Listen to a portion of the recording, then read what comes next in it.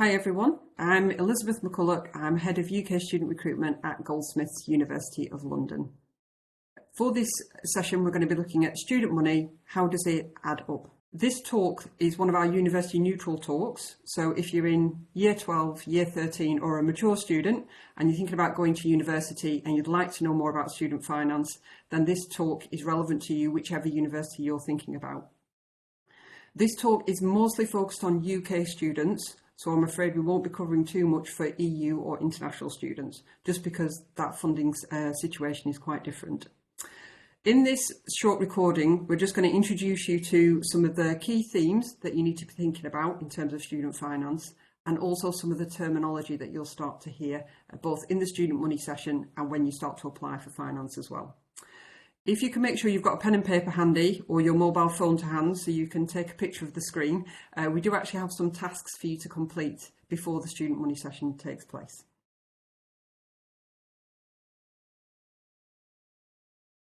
So when people think about students and money, particularly in the current cost of living crisis, everybody thinks that it's actually very different for students now to how it always has been, but that's not actually the case. So becoming a student at university has always been a financial compromise. And the main reason for that is that you're currently not in full-time employment. So you're basically delaying going into full-time employment. So you've still got a period of time when you're mostly studying and you're trying to fit earning money in around that big commitment. And that's why most students who come to university are studying and working at the same time. Now, depending which subject you've chosen and which university, this will influence when you can fit your part-time work around your studies. So if you're doing medicine or dentistry, it's likely that you'll have a very full study commitment during the week. So you could literally be doing 35 hours of contact time Monday to Friday. So you'd be doing a part-time job maybe at the weekends. Whereas if you're studying a social sciences subject like politics or a humanities subject like history, you might only have 8 to 10 hours of contact time during the week. So you might be like, well, actually, I can fit part-time work in during the week and or weekends. Some students say, actually, I'm going to work full-time during the holidays so that during term time, I don't have to have a part-time job. And some students will actually have more than one part-time job, depending on their financial circumstances. But when you're thinking about coming to university, I would strongly say that you should be thinking about having a part-time job, whether that's during term time or during the vacations. And for a lot of students who are currently at school or college, you may never have had to think about budget and money management before. And when you go to university and people talk about developing these skills, it can feel quite daunting and intimidating. And it can feel like, am I the only person who's got to learn these skills? But the answer is, for most students, coming to university does mean developing skills in budgeting and money management. So this is all part of your professional development, really. Before we sort of get into student finance, I just want to talk about why do we find it difficult to talk about student finance? And a lot of that is, in the UK, we don't tend to talk about money. So often in families and households, we don't ask people how much they earn. We don't ask them how much things cost. We don't ask who pays for these things. So there's this sort of sense of, oh, silence, please, let's not talk about these things. But when you are thinking about going to university, because it is a big financial commitment, you do need to sort of sit down with your parents or the people who care for you and have quite an open conversation about money, what things cost and who can pay for which things. The other thing about student finance is we're often talking about quite large sums of money. So tuition fees for a one-year course at a UK university is £9,250. That is a lot of money. So often when we start talking about student finance, we are talking about large sums of money, a bit like monopoly money. And that can also mean that actually you think, I'd rather not talk about this because I'm struggling to comprehend how much money this is all adding up to. The other thing about when we talk about student finance is you might hear some terms that you've heard before, but in a different context. So we're going to talk quite a lot about a student budget. Now, if you're studying politics or economics, you may have thought about a budget, but in terms of a government budget, so set by the Prime Minister and the Chancellor every financial year for the country. But when we talk about a budget for a student, what does that look like? Because it's a very different scale and there's very different things on that list. Equally, there can be terms that you've never heard of before. So people start talking about something within 2 minutes, it's like, well, you've lost me because I've never heard those terms or vocabulary before. And finally, for lots of students, maths is not their favourite subject. Or for some students, they absolutely love maths and they're doing A-level further maths, and some of the arithmetic and budgeting skills, they're really not that interested in, okay? So these are all the reasons why we prefer not to talk about student finance, but we kind of need to break through these barriers because you really do need to be making an informed decision about university and what it's going to cost. So we've got two sections now to the presentation, and the first one is just introducing you to some of the terminology and vocabulary you're going to be hearing in the main student money talk. So you will hear lots of people talk about a budget. Now, a budget is basically your plan for how you want to spend your money, and your budget will have three elements to it. The first one is income. So income is any money that you receive pretty much from any source. So it might be that you've got a part-time job and you're earning wages. It might be that you've got a savings account and you get some interest on that each year. It might be that when you're at university, you receive a maintenance loan. So income is any money that is coming in to you. On the flip side, you've got expenditure, and expenditure is absolutely anything that you spend your money on. And we're going to be looking at this in a little bit more detail, but it could cover things like food and drink. It can include things like travel to school or college or to university. It can include regular items like your mobile phone bill. It can include big one-offs like maybe driving lessons, but it can also include things like what you do when you're not at school and college, like what do you spend your money on socially? So do you go shopping? Do you go to the cinema? And so on. So you're getting the idea that expenditure is literally anything that you spend money on. And then finally, with a budget, you need to know how long is this budget going to last for. Now, it's not usually, for a student, it's not 12 months. Usually it covers the academic year. So we say, well, when you go to university in September, it might be that that's when you've moved out of home. So you've got new expenditure, so things like rent, utility bills, but you will actually return home in June. So when you look at your budget, it's about the timescale that budget's got to last for, okay? Student loans. Most UK students at UK universities will take out a student loan to cover the costs of their university studies. And there are two loans that students access. The first one is the tuition fee loan, and absolutely anybody can apply for the tuition fee loan. So you could be a millionaire and still apply for a tuition fee loan if you wanted to do so. And the aim of that loan is to cover 100% of the tuition fee costs. And once that loan comes in, that payment is made directly to a university on your behalf, okay? The second loan that you'll hear people talk about is the maintenance loan. Now, the maintenance loan is means tested. So the government work out how much you can receive based on the total income of your household. So they're not just looking at your income, they're looking at the income of your parents and or the people who care for you, okay?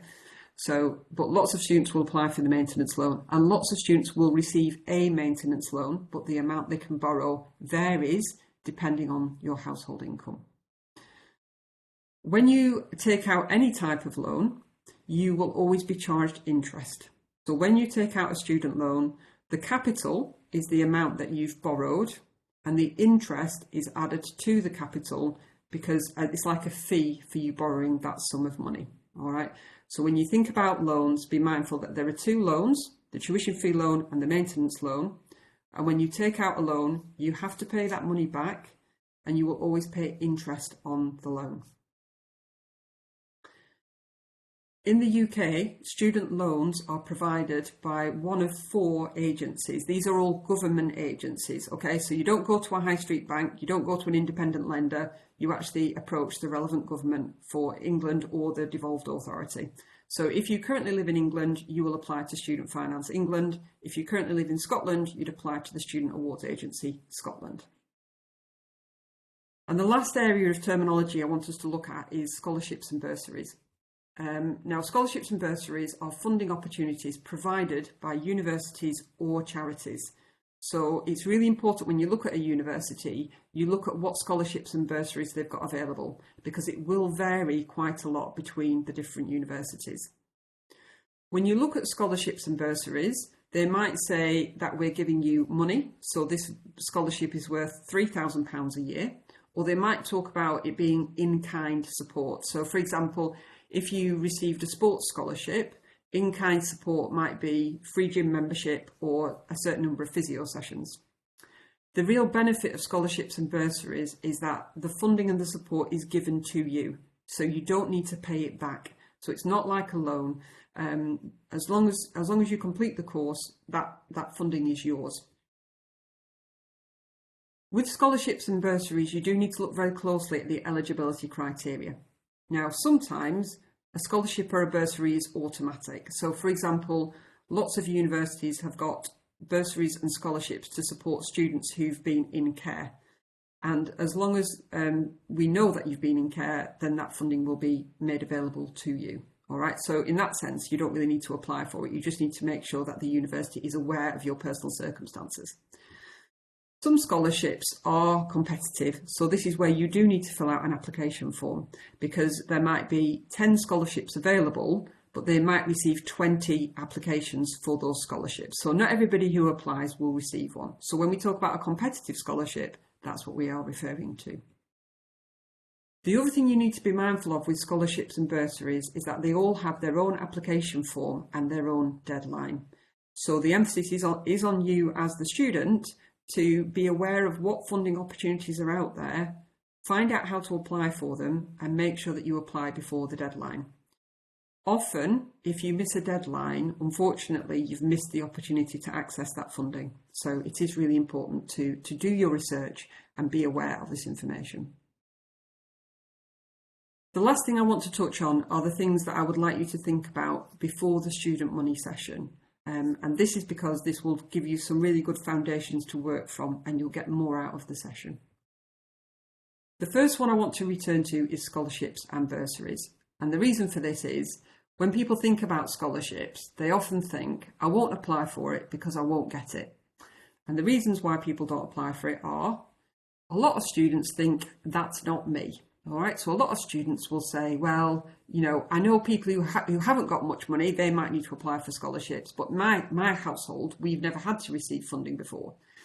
But actually, if you do talk to your parents or the people who care for you, you might find out something very different.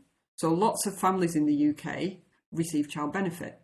Lots of households receive support through the government's furlough scheme during COVID.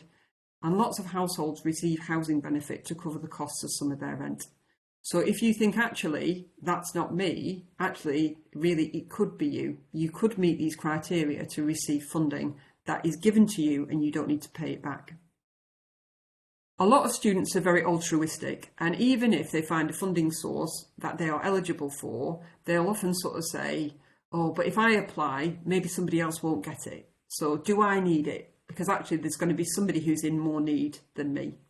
And the one thing I would say to you about that is, you don't know if that other person has found out about this funding opportunity. So if you don't apply for it, it doesn't mean that they will apply for it. They might be completely unaware, or maybe they're getting support from a different funding source. So actually, there's no reason to stop you applying for it. So don't think there's someone else who's more worthy or in more need than you. If you meet the criteria, please do apply for the scholarship and the bursary.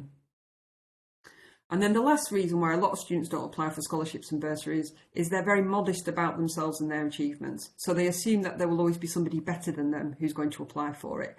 And if you think, well, there's going to be somebody better than me, therefore, if I spend any time on this application, it's going to be a waste of time, then you're unlikely to do it.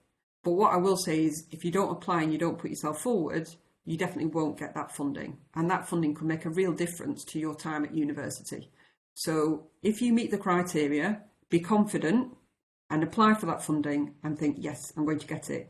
If you're not sure what they're asking you on the application form, contact the organisation, sort of say, what sorts of things are you looking for me to talk about on my application form? So you make sure that you prepare the best application form that you can and improve your chances of receiving that funding. The second thing I'd like you to think about before the session is to do with a budget, and this is a task. And we're going to be looking at expenditure. So what I'd like you to do is either on your own or with some friends, I'd like you to just sit down and draw up a list of everything you've bought or used in the past 7 days. Now, this could be something that you yourself have paid for. So, for example, it might be that you did a driving lesson 2 days ago and you paid for that out of your own pocket, or it might be something that somebody else has paid for you. So did you have breakfast this morning? If the answer is yes, it was probably your family who paid for the breakfast cereal, the milk, paid for the kettle and so on that you used to have your hot drink. So make a bucket list of everything you've bought or used in the past 7 days. And once you're fairly happy with that list, I would like you to think about what have you bought or used in the past 12 months. And the reason why we're looking at 7 days is that's your everyday items that you're likely to need money for whilst you're at university. The past 12 months are some of the more sort of special items that you only buy periodically. So it might be that you've had a birthday party for your brother or sister, or you went on holiday, or it was your mum and dad's wedding anniversary. Yeah, so something big, the big things that happened in the past 12 months. It also means you cover more regular expenditure, like say your haircut. So it might be that you have your haircut every 8 weeks and so on. So once you've got those 2 bucket lists down, what I'd like you to do is just put those expenditure into certain budget categories. So home is anything to do with like heating, lighting, rent, your broadband, your Wi-Fi, that sort of thing. Food and drink, anything that you eat at home, but also any snacks or drinks when you're at school or college or out and about. It might be that you like to buy your lunch when you're at college. Appearance is anything to do with clothes, shoes, hair, manicure, pedicure, anything that influences your personal appearance. Tech and electricals also includes communication. So it might be that you're a computer gamer, it might be that you've got a mobile phone, it might be that you've got hair straighteners, you've got a tablet, a laptop, an iPad. You get the idea. So any sort of that equipment that you have. Now with the technical category, some of this stuff you might have it already and you're like, well, actually I'm not going to be replacing this for sort of 2 or 3 years. But the point is you are going to be replacing it at some point, which is why we're adding it to the list. Study costs, that's anything to do with your current studies. So do you buy books? Do you have to pay for printing? Are you an art or design student and you buy materials for your creative projects? Maybe you are studying science and you've got to buy a lab coat. So anything to do with your current studies. Travel can be local travel. So do you use your car to get to school or college? Do you get on the bus? But it can also include more national travel. So it might be that you go and visit friends and family in different parts of the UK at the weekends. Or it might be that you've got an annual holiday that you like to do 2 weeks in Europe every summer. Social is anything related to what you do when you're not studying. So do you go and watch the football? Do you go to the cinema? Do you enjoy shopping? Do you go bowling? And think not just about the cost of doing the actual activity, but also is there any kind of refreshments or hospitality that accompany that? So when you go shopping, you always stop and have a milkshake. Or when you go to the football, you always have a pie. And then with specials is anything that is a bit out of the ordinary. So things like birthdays, Christmas, wedding anniversaries, christenings, those sorts of big special occasions where you might need to buy a slightly different outfit. You might need to buy a gift. You might have more travel involved with those things. So the reason why we're putting your expenditure into categories is so that you start to get a better understanding of where are you spending your money and how much does each category kind of need. So where do you spend the most money? Where do you spend the least? The third thing I just want you to sort of think about as well is what your lifestyle is like now, but how it might change when you go to university. So for example, at the moment, you might live in quite a rural part of the UK, but you're looking at going to a university in a city centre like London or Birmingham or Manchester or Leeds.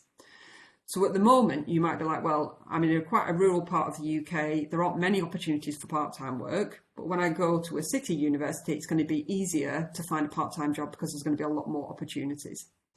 It might be at the moment, you have a car that you use to get to school or college. But when you go to university, there is no student parking. So you're not going to be using your car whilst you're at campus. You're actually going to be using public transport, or you might be buying a bike. It might be that at home, everybody currently eats quite a mixed diet, so meat, fish, fruit and vegetables, but maybe you'd like to try following a vegan diet or a vegetarian diet, and so on and so forth. So think about the things, lifestyle habits that you have now that you would like to keep exactly as they are, but also maybe think about the ones that will change when you get to university. And the reason why we're looking at this is we're going to be looking at the changes students make to ensure that their lifestyle is more affordable. So in other words, when you go to university, your lifestyle will change. And some of that will be reflective of the cost of things, but also some of that will be reflective of the friendships that you make. So some of the things I'd like you to think about is, for example, when you go to university, you're going to learn to cook. Because if you're thinking about moving away from home, learning to cook is going to save you a lot more money than eating out all the time or buying ready meals. And maybe you think, actually, I'm not ready to learn to cook, but I'm quite happy to make my own lunch. So it might be that at the moment, when you go to school or college, you always buy your lunch from the refectory, and that might cost you, say, £4 or £5 a day. But when you're at university, you're going to make up your own sandwich, take a bottle of water and your own snacks, and that's a lot cheaper than spending £3.50 or £4 on a supermarket meal deal. Yeah. Grow your own. Are you going to grow your own fruit, vegetables and herbs? Are you going to buy a bike and travel by bike rather than travelling by bus? Are you going to have a part-time job? Are you going to have a part-time job and a side hustle? So a side hustle is, for example, when you're selling secondhand on eBay, that type of thing. At the moment, you might do most of your shopping on the high street and everything you buy is brand new. Are you open to actually buying secondhand? And whether that's secondhand from a charity shop or secondhand from a vintage shop, it's actually probably going to be a lot cheaper buying secondhand than it is buying everything brand new. So when we talk about how does student money add up, these are some of the changes that people make when they go to university in order to make student life more affordable. Now, to what extent people adopt these changes, that's their call. So somebody might say, yes, I want to follow a vegan diet, but I don't do it 7 days a week. I maybe just do it 2 days out of 7. Yeah. So we're not saying that you have to make all these changes, or if you make any of these changes, you have to fully adopt them. I'm just trying to gauge where you're at in terms of the changes you would make. And that also applies to where you're going to spend your time. So often when people think about university and school and college, they often think that these two things are broadly the same. All right. But what you need to bear in mind is that when you're at university, the spaces that you're using are very different to your current school or college. So most university campuses will have an extremely large library, or they might have multiple libraries, where at school and college the library could almost be like a cupboard with a few bookshelves in it. Yeah. So at the moment you don't spend any time in the library because it's not an option, but when you go to university you could spend a lot of time in that library. And it goes for all of the facilities that you can see here. So again, computer rooms might not be available to you at school or college at the moment because they're only used for timetable classes. But if you're studying media at university, there could be a whole kind of media suite that's available to you 24/7, and actually you spend a lot of time there. So the reason why we're looking at where would you spend time when you're at university, again, if you're thinking about moving away from home and going to university, one of your big costs is going to be heating and lighting a student house or student accommodation. But my answer to you is, if actually you spend most of your time on campus and the house that you rent is actually mostly where you're going to sleep, you're not actually spending a lot of time heating and lighting that house because you're actually using other spaces that are lit, they're warm, they're social spaces because you can meet up with friends and academics from your department and so on. A lot of students will also use public libraries. So Goldsmiths is based in London. It is a journey into central London. It takes about 10 minutes by train, but a lot of students will actually spend time studying in the British Library. So some public libraries are really fantastic places to study as well. And also think about the social spaces available to you on a student's campus as well. So, for example, at the moment, you might not be a member of a gym because it's another journey and it's not very convenient for school, college or home. But actually, when you're at university, there is a gym which is just the other side of campus, and it's very easy for you to spend your leisure time there. Yeah. And it might be that you absolutely fall in love with your students' union, and that's where you tend to hang out. And again, you can hang out there and it's not actually costing you anything, but you're actually seeing lots of people and keeping in touch with what's going on with societies and sports clubs and so on. So the other lifestyle change I would like you to think about is when you go to university, which spaces do you think you're going to spend your time in? Okay. And what you can see here is a mix of study spaces, but also social spaces as well. And that brings me to the end of this short recording. I very much look forward to seeing you in the student money session. Please do have a go at those tasks that we've outlined. It will really help you get more out of the session, and we will be encouraging you to share your responses to those tasks as well. So look forward to seeing you then, and best of luck. Thank you.